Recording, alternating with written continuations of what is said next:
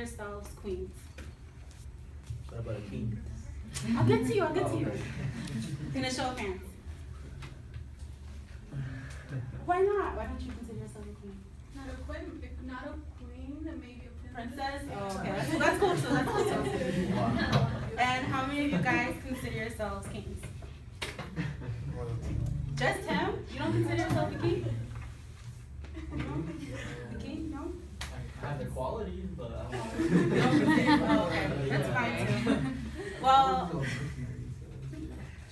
Well, you all have the option to become your own king and or queen. I brought a crown today, and I got it from the dollar store, and it has happy birthday on it.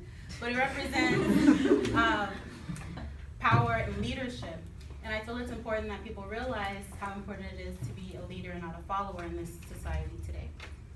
And by seeing yourself as a king and or queen, you become more of a leader.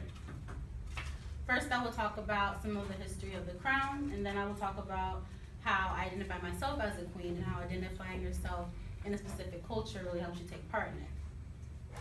So the crown actually, can I put this here? Thank you. Started way back in ancient Egypt. It was actually invented way before even writing was invented. And it was invented when Egypt was divided into upper and lower division kingdoms. And each kingdom had their own crown and their own symbols and own colors on it. It wasn't, I'm sorry. There was one pharaoh who wore a crown with all the colors in it from every kingdom also to show that he was the leader and he was in charge of all of them.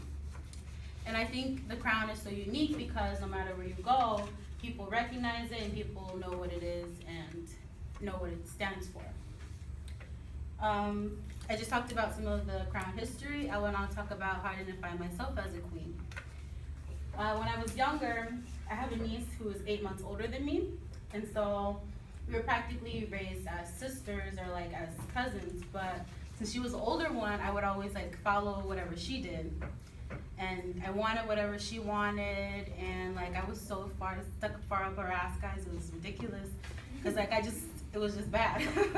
It wasn't until about middle school or like late high school where I decided to like declare myself as a queen and make decisions for Tiffany and not so much for China, which is her name. And I identify myself as a queen. And from that point on, like I had my mom buy like shirts with crowns on them, like bracelets with crown on them, and for my birthday, like I would always have to have like a crown on because I was queen for the day, which I still am, but you know, I don't wear a crown. But by identifying myself as a queen, it really helps me take the role in the leadership that I have today. Now you have a better understanding of the crown history and how I identify myself as a queen. First, I discussed the crown and how it represents power. Then I informed you all about my experience. This culture is more widespread than you realize. You all have the ability to become kings and queens. All it takes is leadership and